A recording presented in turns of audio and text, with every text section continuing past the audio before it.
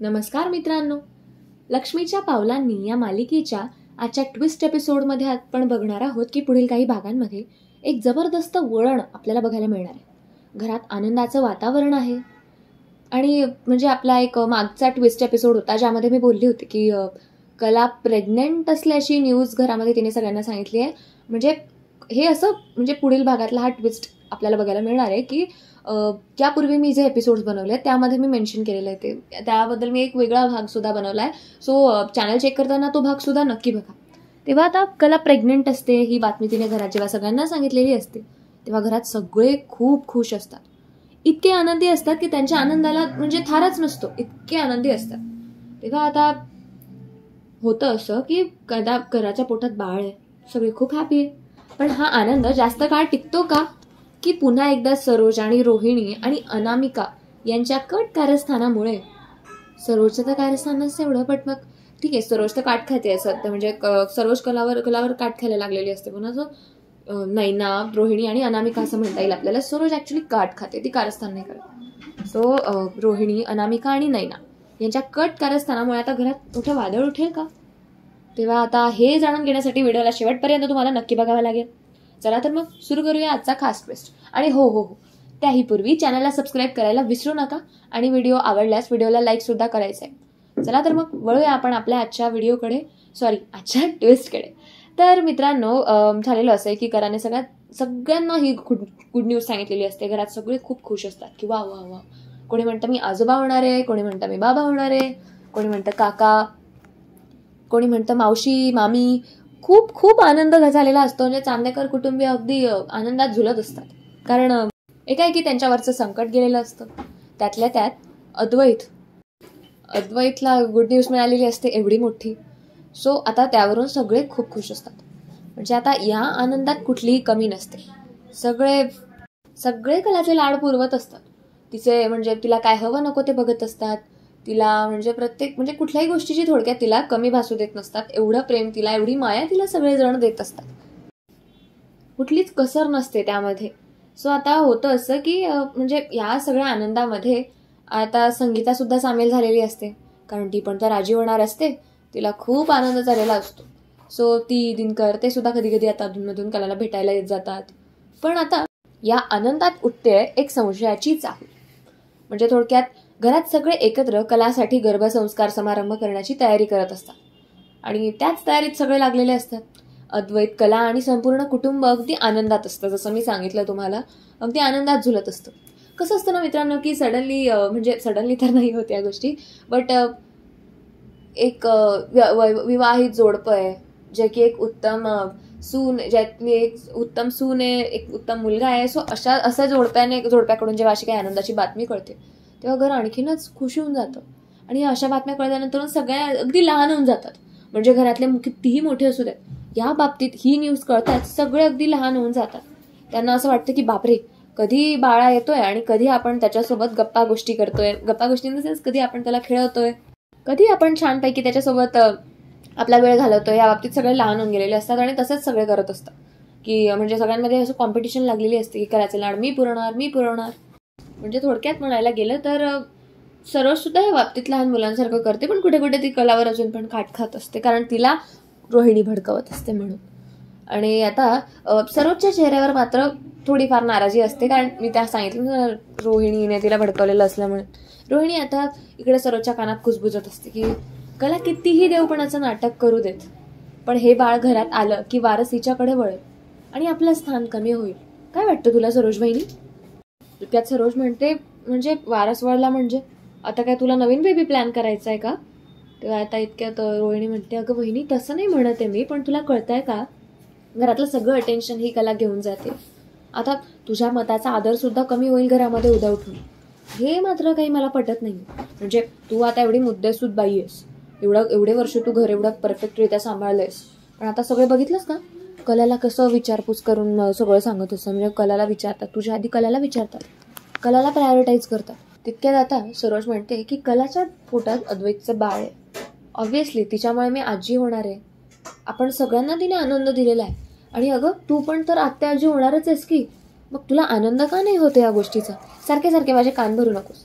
कलाबद्दलचा माझा राग गेलेला असो नसो तो माझा प्रश्न आहे, तू का मला सारखं सारखं डोक्यात तेच घालतेस.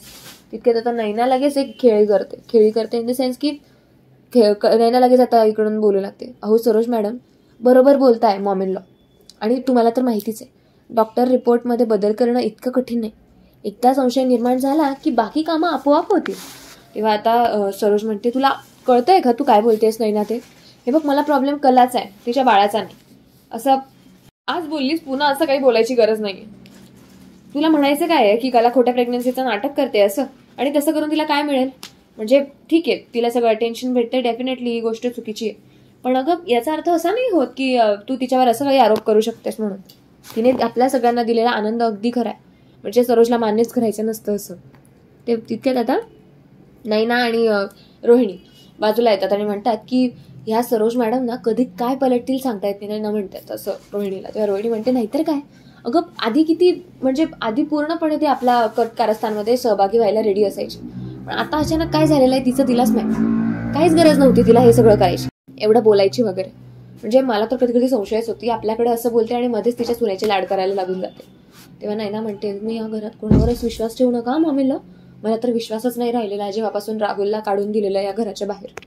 म्हणजे आता इकडे नैना लगेच म्हणजे नैनाचे तर काही खेळी काम करत नाही, आता नैना नवीन काहीतरी षडयंत्र रचते. आणि आता नैना म्हणजे तिच्या जुन्या परिचयाचा वापर करून कलाच्या डॉक्टर रिपोर्ट्समध्ये थोडंसं काहीतरी छेडछाडती करते, आणि रिपोर्ट्समध्ये दाखवलं जातं की बाळ अद्वैतचं नाहीये. आणि आता म्हणजे ती खूप मोठी मॅनेजमेंट करत असते यासाठी, तिच्या ओळखीत बरेच जण असतात, आणि ओळखीमध्ये पण म्हणजे ते पण राहुलमुळे तिच्या ओळख्या झालेल्या असतात. ती एका डॉक्टरला जाऊन भेटते, त्या डॉक्टरची कन्सल्ट करते, आणि घडलेला म्हणजे तिला जो प्रकार घडवून आणायचा आहे तो सगळा सांगू लागते. आणि तिचं म्हणणं असं असतं की तुम्ही कलाच्या पोटात जे बाळ आहे ते अद्वैतचं नाहीये हे काहीही करून प्रूव्ह करून टाका. ठीक आहे, डॉक्टर म्हणतात, अहो हे चुकीचं आहे. असं जेव्हा आता डॉक्टर म्हणतात तेव्हा ही नैना काय डोकं लढवते माहितीये का, नैना सरळ त्या इथे याला म्हणजे त्या डॉक्टरला पैशांचं आमिष दाखवते. ती म्हणते, तुम्हाला जमणार असेल नसेल मी दुसऱ्यांकडनं करू शकते, पण जर मी तुमच्याकडे येते म्हणजे मोठ्या आशेने येते आणि मोबदला पण तेवढा तगडाच देते, काय वाटतं तुम्हाला. तेव्हा आता नैनाचं जेव्हा डॉक्टरचं ऐकतात तेव्हा नैना म्हणजे डॉक्टरांनाही जास्त लालच येते, आता लालच सुटते, आणि डॉक्टर पैशांसाठी हे काम करायला तयार होतो. डॉक्टर कलासाठी ते नकली रिपोर्ट्स बनवून देतो, ज्या रिपोर्ट्समध्ये असं दाखवलं जातं की बाळ अद्वैतचं नाहीये. ते रिपोर्ट्समध्ये थोडक्यात अफरातफर होते. आणि आता जेव्हा नैना ते रिपोर्ट्स घेते तेव्हा नैना ते रिपोर्ट्स आता घरी इकडे चांदेकर कुटुंबियांकडे घेऊन जाते, घरी घेऊन जाते आणि रोहिणीला दाखवते. रोहिणी म्हणते, अरे वा नैना, जमतंय तुला पण, म्हणजे तू माझ्यात राहतेस याचा काहीतरी फायदा होतोय तुला, कळलं का. चल मग आता फायनली आपण सरोज वहिनीला खूप या गोष्टीत वाटतं ना की कला माझी सून.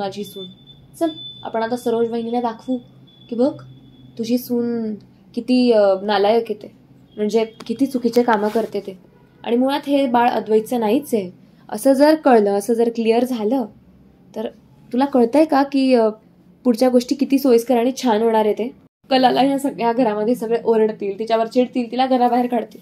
बरं सगळे एकीकडे अद्वैतच्या मनातून ती कायमची उतरून जाईल, आणि ते म्हणजे एकदाचं का अद्वैतने कलाला डिवोर्स दिला मग अर्ध्या गोष्टी आपल्या हातात येऊन जातील, कारण अद्वैत तर दुसरं लग्न लवकर करणार नाही, कारण त्याला त्याच्या सो कॉल्ड खरेवर मिसेस खरेवर खूप जास्त विश्वास आहे, आणि मला नाही वाटत की पुढे काही होईल आता. असं म्हणून आता ते दोघंही हे करत असतात, आता ठरवत असतात काय करायचं, कसं प्लॅन आपला पुढे नेगोशिएट करायचा ते. आणि दुसरीकडे आता होतं असं की घरामध्ये सकाळी सगळे नाश्त्याला बसलेले असतात, आणि तिथेच आता टेबलवर मुद्दामून नैना ते रिपोर्ट्स ठेवून देत असते. सकाळी सगळे उतरायच्या आधीच ते रिपोर्ट्स तिने टेबलवर ठेवून दिलेले असतात सोफ्याच्या समोरच्या, आणि आता इतक्यात आता सगळे हळूहळू जमू लागतात. सोहमचा नाश्ता करून होतो, सोहम लगेच आता उठतो आणि सोफ्यावर जाऊन बसू लागतो, आणि सोहम जेव्हा बसतो तिथे इतक्यात आता सोहमचं लक्ष टेबलवर असलेल्या आता फाईलकडे जातं. म्हणजे थोडक्यात आता सोहमचं लक्ष आता फाईलकडे जातं, आणि सोहम म्हणतो, वहिनी अगं तू इतकी वेंधळी कशी काय आहेस, तुझी हॉस्पिटलची फाईल तू इथे काय ठेवली आहेस. तितक्यात आता अद्वैत आणि कला दोघेही त्याच्याकडे बघतात. अद्वैत म्हणतो, काय असं कसं, खरेचा रुटीन चेकअप अजून झालेला नाहीये, मग ही कसली फाईल आहे बरं. तेव्हा कला म्हणते, हो ना ही, आणि मुळात मी डॉक्टरकडे गेलेली नाही अजून, की आणि माझी फाईल माझ्या रूममध्ये आहे, मग ही फाईल कोणती आहे. तितक्यात आता हा लगेच उठतो, जागचा उठतो सोहम, आणि ती फाईल बघतो. ती फाईल तो आता उघडतो, म्हणजे थोडक्यात ती फाईल त्याच्या हाती लागते सोहमच्या. आता सोहम जेव्हा ते रिपोर्ट हळूहळू वाचू लागतो, सोहमच्या आता पायाखालची जमीन सरकून जाते आणि म्हणजे त्याला विश्वासच होत नसतो त्या रिपोर्ट्सवर. आणि आता यावर ते रिपोर्ट्स जेव्हा तो बघतो की म्हणजे त्याने रिपोर्ट्स बघितल्यानंतर आता सगळे त्याला विचारतात की काय रिपोर्ट्समध्ये, काय आहे रिपोर्ट्समध्ये. सो सगळे आता सोहमला विचारतात की काय रे सोहम, काय झालंय, काय झालंय. अद्वैत विचारतो, रजनी विचारते, नैना विचारते, काय रे सोहम काय झालंय. तितक्यात आता म्हणजे कला पण विचारते, सोहम काय झालंय, तू असं का बघतोयस. सोहम आता रागात बघत असतो कलाकडे आणि अद्वैतला सांगू लागतो की दादा या रिपोर्ट्सचं हे सगळं काय आहे. तितके आता अद्वैत म्हणतो, तू सांगशील तेव्हा मला कळेल ना, एकतर ते रिपोर्ट्स माझ्या हातात दे, एकतर तू मला सांग. तेव्हा आता सोहम जेव्हा असं अद्वैत सांगतो तेव्हा सोहम म्हणजे अद्वैतला रिपोर्ट सुद्धा देत नसतो आणि सांगत पण नसतो. तितक्यात आता नैना आता चोर नजरेने बघू लागते सोहमकडे आणि सोहमला संशय येतो की नैनाला याबद्दल काही माहित असेल का. तेव्हा नैना लगेच तिथून निघून जाते. सोहम जेव्हा तिच्याकडे संशयास्पद नजरेने बघत असतो तेव्हा. आणि आता नैना जेव्हा जाते तेव्हा सोहम म्हणतो, अरे काही नाही, जस्ट एक नेहमीचेच रिपोर्ट्स आहेत, एवढं काही नाहीये. आणि कला वहिनी कदाचित ही तुझ्या रूम मधलीच फाईल आहे. तेव्हा कला म्हणते, अरे पण माझ्या रूम मधली फाईल इथे आली कशी, कोणी आणली आणि कसं शक्य आहे हे. कला आता या विचारात पडते आणि कलाला एक वेगळाच संशय येतो. कलाला असं वाटतं की कोणीतरी काहीतरी गडबड करतंय, काहीतरी पाणी नक्कीच कुठेतरी मुरतंय. तर असं जेव्हा हे सगळं जेव्हा होतं तितक्यात आता तिथे म्हणजे म्हणायला गेलं तर तो आता नैनाच्या मागे रूममध्ये जातो तिच्या आणि तो म्हणतो, नैना वहिनी तू काहीतरी लपवतेस माझ्यापासून, तू तेव्हा पण अशी का बघत होतीस, ती फाईल तूच आणलेली आहेस ना. तितक्यात आता नैना म्हणते, म्हणजे नकळत म्हणते की मला हे सांगायचं नव्हतं पण काय करू, तुला सत्य माहीत असणं गरजेचं आहे. पाहिलंस ना कला घराच्या नावाला काळीमा फासते, तुला कळतंय आता तरी. तेव्हा आता सोहम म्हणतो, कला वहिनी असं करणं शक्यच नाही, आणि ती तर तुमची बहीण आहे, ती तर तुझी बहीण आहे, तरी सुद्धा तू असं बोलतेस कला वहिनीबद्दल. तेव्हा आता नैना म्हणते, माझी बहीण आहे म्हणजे मला माहिती आहे माझी बहीण कशी येते. सोहम, अरे चुकतोय तू तुझ्या बहिणीच्या बाबतीत विचार करायला. आणि काय रे तू अद्वैतला ती फाईल का नाही दिलीस. इतक्या सोहम म्हणतो की अगं अद्वैत दादाचा कला वहिनीवर किती विश्वास आहे, ते विश्वासाला तडा गेला असता. आता तर त्यांचं नातं आता कुठे व्यवस्थित भरायला लागलंय, तर हे नवीन विरजण नको. तितक्यात नैना म्हणते, अच्छा म्हणजे तू तुझ्या वहिनीला आता चुकीच्या कामांमध्ये साथ देणार आहेस. तर रिपोर्ट्स वाचले नाहीयेत वाटतं तू, त्यात लिहिलेलं आहे स्पष्टपणे ते बाळ अद्वैतचं नाहीये, तुला कळतंय का. तेव्हा आता सोहम ऐकतो आणि खूप हादरतो, त्याला कळतच नसतं की काय बोलावं ते. तितक्यात अनामिका तिथे येते आणि अनामिका विचारू लागते की काय चाललंय, काय झालंय, काय चाललंय, काय झालंय. पण अनामिकापासून सोहम ते लपवतो. नैना सांगू लागते पण नैनाला सुद्धा आता अद्वैत अडवतो. पण आता नैना ठीक आहे, सोहमच्या सांगण्यावरून नैना अनामिकाला काही बोलत नाही. पण नैना सोहमच्या हातातून ते रिपोर्ट हिसकावते आणि लगेच खाली जाऊ लागते. घरात आता संशयाचं वादळ तिला उठवायचं असतं. आता नैना हे रिपोर्ट्स खाली जाऊन आबांना दाखवते आणि आबा ते रिपोर्ट्स वाचतात. आबा म्हणतात, हे काय आहे नैना, तुला कळतंय तू काय बोलतेस ते. इतक्यात आता नैना म्हणते की आबा हे मी माझ्या सोर्सेसमधून काढलेली माहिती आहे आणि हेच सत्य आहे जे तुम्ही वाचलंय. तेव्हा आता आबासाहेब लगेच कला म्हणजे सगळ्यांना खाली बोलवतात. कलाला विचारतात, कला हे सगळं काय आहे. तितक्यात कला म्हणते, काय झालं आबा, म्हणजे कशाबद्दल बोलताय तुम्ही. आणि मगाशी ती जी फाईल होती ना ती इथलीच कुठली तरी आहे, कारण माझी फाईल माझ्या रूममध्ये होती. इतक्यात आता आबासाहेब म्हणतात, ते सगळं राहू देत, पण या फाईलमध्ये जे आहे ते नक्की खरं आहे का. तितक्यात अद्वैत म्हणतो, आबा तिला कसं माहिती असेल, तिने ती फाईल तर वाचली पण नाहीये, इनफॅक्ट मी सुद्धा वाचलेली नाहीये. तितक्यात आता सरोज म्हणते, काय झालंय आबा, काय त्या फाईलमध्ये. तितक्यात आता आबासाहेब ते फाईल जी असते ती सरोजच्या हातात देतात. सरोज आता ते सगळं वाचू लागते आणि सरोज खूप चिडते हे वाचताच. ती कलाकडे रागाने बघू लागते आणि इतक्यात सरोज विचारते की आबा तुम्हाला ही फाईल आणून कोणी दिली. म्हणजे सरोज मध्ये पलट्या खात असते, सरोजला मूड स्विंग्स होत असतात, तिला मध्येच तिच्या सुनेची बाजू घ्यायची असते, मध्येच तिच्या सुनेचा तिरस्कार करायचा असतो. बट सुनेच्या पोटात असलेल्या बाळाबद्दल तिला विशेष चांगलं वाटत असतं. खरं तर ते बाळ जेव्हा जन्माला येईल तेव्हा आणखीनच त्या दोघं जवळ येतील असं मला वाटतं. तर होतं असं की आता सरोज खूप चिडते आणि नैनाकडे बघू लागते. आबासाहेब जेव्हा सांगतात की मला ही फाईल नैनाने दिली तेव्हा सरोज रागात नैनाच्या समोर जाते आणि तिच्या समोर जाऊन ते रिपोर्ट तिच्या डोळ्यासमोर फाडून टाकते. म्हणजे सरोज म्हणत थाटात ते रिपोर्ट सगळ्यांसमोर फाडते. नैनासमोरच नव्हे तर अख्ख्या घरासमोर, संपूर्ण घरात गोंधळ उडतो. सरोज हा काय प्रकार होता, हे रिपोर्ट्स खरे आहेत का. तितक्यात आता म्हणजे सरोज थोडीशी व्यथित होते आणि इतक्यात रजनी विचारते की काय एवढं काय होतं त्या रिपोर्ट्समध्ये की तुम्ही असे फाडून टाकलेत. तर इतक्यात आता पूर्णपणे व्यथित झालेली सरोज आता बोलू लागते की हे कसले आरोप करतेस नाही ना तू माझ्या सुनेवर? तुझी बहीण आहे ती, तुला लाज नाही वाटत? आणि हो, एक गोष्ट आणखीन मला क्लिअर करू दे, माझ्या सुनेच्या पोटातलं बाळ शंकेखाली कसं आणतेय तू? हे बाळ अद्वैतच आहे. तुला लाज नाही वाटत हे असले आरोप करताना? कुठून आणलेस हे रिपोर्ट आणि कितीला पडले तुला? तितक्यात नैना म्हणते, मी हे रिपोर्ट्स कुठून आणले काय आणले पेक्षा तुम्ही डॉक्टरांना विचारू शकता. मी डॉक्टरांकडून काढून आणलेले रिपोर्ट्स आहे, जिथे कला जाते तिथे. तितक्यात आता सरोज म्हणते, हो का? तुला काय गरज पडली कलाबद्दल ही शहानिशा करायची? काहीतरी गडबड नक्की. एरवी तर तू कलाच्या कुठल्याही गोष्टींमध्ये भाग घेत नसतेस, मग आताच अचानक तुला काय कलाबद्दल इतका पुळका आला की तू कलाच्या प्रेग्नेन्सीचाच तपास घ्यायला निघालीस? तितक्यात आता रोहिणी म्हणते, अगं पण माझी सून खोटं बोलते हे कशावरून? तिने पुरावा सादर केलाय बहिणी तुझ्यासमोर, तरी तुला पटत नाहीये का? आता तरी डोळे उघड. तितक्यात रजनी म्हणते, माझा तर या सगळ्यावर विश्वासच होत नाही. तितक्यात आता सरोज म्हणते की अगं रजनी, त्या रिपोर्ट्समध्ये सपशेल लिहिलेलं आहे की कलाच्या पोटातलं बाळ अद्वैतचं नाहीये. तितक्यात आता कलाच्या डोळ्यात पाणी वाहू लागतं. ती खूप अश्रू ढाळते आणि म्हणते, मी काहीही चुकीचं केलेलं नाहीये. बाळ चांदेकरचंच आहे आणि मुळात या इतक्या खालच्या थराला मी जाऊन कशी वागेन हा तर विचार करा. तितक्यात आबासाहेबांजवळ आता कला जाते आणि रडवेल्या अवस्थेत म्हणते, आबासाहेब तुम्हाला तर माझ्यावर विश्वास आहे ना? मी कधी असं करेन का हो? म्हणजे माझं चांदेकरवर खूप प्रेम आहे.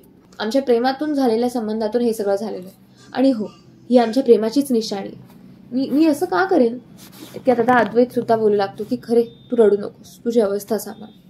अद्वैत तिच्या मागे खंबीरपणे उभा राहतो आणि तिला म्हणतो की माझा खरेवर पूर्ण विश्वास आहे. या घरात कोणीही किती गंभीर आरोप करू दे, माझा खरेवर विश्वास आहे आणि ते काही बदलणार नाहीये. किती लोकांनी बदलण्याचा प्रयत्न केले तरी सुद्धा आबा मला नाही वाटत, माझा पूर्ण विश्वास आहे खरेवर, ते असं कधी करणार नाही. आणि माझ्या पत्नीवर या घरामध्ये कोणी बोट ठेवू नये यातच सगळ्यांचं भलं. ते रिपोर्ट्स खोटे आहेत आणि मी उद्या डॉक्टरांना जाऊन काय ते विचारून घे. ते रिपोर्ट्स खोटे आहेत आणि बरं केलं साई तू ते रिपोर्ट्स फाडलेत तर. त्यावर सरोज म्हणते, नाहीतर काय, हे असले भलते सलते आरोप मी ऐकून घेणार नाही. कलाचा मी किती तिला चिडचिड करत असले, तिला किती रागावत असले, कला खरे कुठे बरोबर असेल आणि कुठे चुकीची असेल. आता काजलला हा सगळा प्रकार जेव्हा कळतो तेव्हा काजलला खूप संताप येतो. म्हणजे नैनाने हा विषय घरी पण संगीतासमोर सांगण्याचा प्रयत्न केला असतो, पण संगीताने तिलाच खोटं ठरवलेलं असतं नैनाला.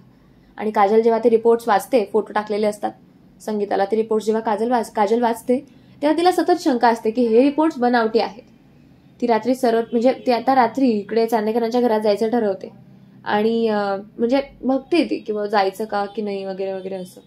पण नंतर तिला वाटतं की नको जायला, कारण आपण जर गेलो तर परत ते सुहमचं उठेल आणि अनामिका टपूनच बसलेली असते काजलवर, काजल आली काजल आली काजल आली करत.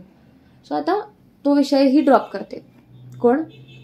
काजल. पण काजल या गोष्टीचा शोध घेतच राहते. आणि इतक्यात आता दुसऱ्या दिवशी नैना तिच्या माहेरी आलेली असते. तिच्यासोबत तिची पर्स पण असते. आणि आता नैना जेव्हा आतमध्ये जाते तेव्हा काजलच्या मनातला संशय पण काही गेलेला नसतो. त्यामुळे आता काजल काय करते, तिच्या पर्समध्ये बघते आणि तिच्या पर्समध्ये आता नैनाच्या पर्समध्ये तिला आणखीन एक फाईल सापडते. मला एक कळत म्हणजे काजल आता विचार करते की मला एक कळत नाही, जर एकच रिपोर्ट्सची फाईल आहे जिचा फोटो मला नैनाताईने टाकलेला होता, मग सेम तशीच फाईल तिच्या पर्समध्ये काय करते? म्हणजे कुठेतरी हे सगळे रिपोर्ट्सच नकली आहेत. इतक्यात आता डायरी सुद्धा हिला सापडते. नैनाची डायरी सुद्धा आता काजलला सापडते आणि आता डायरीमध्ये सगळं कटकारस्थान लिहिलेलं असतं.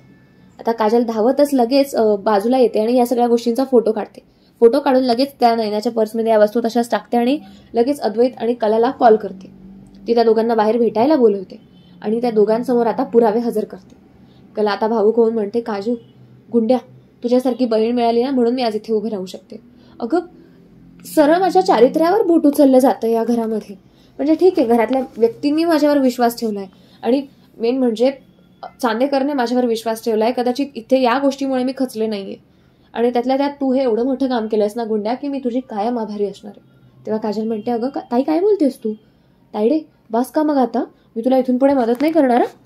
आणि मदत म्हणजे मदत पण नाही म्हणता येणार याला. मी बहीण आहे तुझी आणि माझं कर्तव्य आहे की मी तुला काय हवं नकोय ते बघेन. तुला कसली गरज आहे कसली गरज नाहीये हे बघणं माझं काम आहे. त्यामुळे निदान तू तरी असं बोलू नकोस आणि असं बोलणार असेल तर आण माझे पुरावे, मी परत घेऊन जाते. तितके त्यांच्यामध्ये हसी मजाक वगैरे होते. अद्वैत सुद्धा काजलला शाबासकी देतो आणि आता शेवटी होतं असं की अद्वैत आणि कला आपल्यासोबत ते पुरावे कलेक्ट करतात आणि सत्याचा स्फोट करायचा ठरवतात. दुसऱ्या दिवशी आता चांदेकर कुटुंबाच्या समोर ते जे पुरावे असतात ते कला आणि अद्वैत हजर करतात. आता रोहिणी आणि नैना एकमेकांवर हा दोष ढकलू लागतात. म्हणजे नाही माझा काहीच संबंध नव्हता, हिची आयडिया होती, हिने हे केलं, तिने ते केलं. आणि आता सरोजला त्या दोघींवरही संताप येतो. सरोज त्या दोघींच्याही मुस्काटात वाजवून देते. ती म्हणते, माझ्या सुनेच्या बाबतीत एवढ्या खालच्या विचारात शिरून तुम्ही हे असले कामं कराल असं मला अजिबात वाटलेलं नव्हतं. आज नाही वाटले तुम्हाला हे सगळं करताना? आता घरामध्ये सगळेच रोहिणी आणि नैनाला बोलत असतात. आबासाहेब तर रोहिणीला पूर्ण झापून काढतात आणि सरोज सुद्धा आता कलाला सांत्वन देते. घरात मोठा भावनिक सीन निर्माण होतो. इतक्यात आता कला, मी तुझ्यावर केलेल्या शंकेबद्दल आयुष्यभर मी स्वतःला माफ करणार नाही. आय एम सो सॉरी असं आता सरोज सांगते. कला म्हणते, अहो सरोज मॅडम, तुम्ही शंका कुठे घेतली? इतक्यात सरोज म्हणते, मी वरवर कुटुंबियांसमोर बोलून गेले, पण त्या रिपोर्ट्सचे विचार माझ्या डोक्यातून काही जात नव्हते. कुठेतरी मी मनोमन तुझ्यावर शंका घेतली. इतक्यात आता सरोजचं बघून सोहम सुद्धा आता कलाच्या पुढे येतो आणि सांगू लागतो की कला वहिनी, मला पण माफ कर. कारण जेव्हा मी ते टेबलवरचे रिपोर्ट उचलून पहिल्यांदा वाचले होते आणि मी रागात बघत होतो तुम्हा दोघांकडे, तेव्हा याच कारणामुळे बघत होतो, कारण थोड्या वेळासाठी माझा सुद्धा विश्वास हादरला होता. तुला शक्य असेल तर प्लीज मला माफ कर. तेव्हा कला म्हणते की अरे सोहम, यात तुझी सुद्धा काहीच चुकी नाही. तू जे बघितलं त्यावर विश्वास ठेवला आणि ते बनावटी रिपोर्ट्स होतेच असते की कोणीही त्यावर विश्वास ठेवेल. इतक्यात आता अद्वैत कला आपल्या बाळाचं रक्षण करण्याची शपथ घेतात.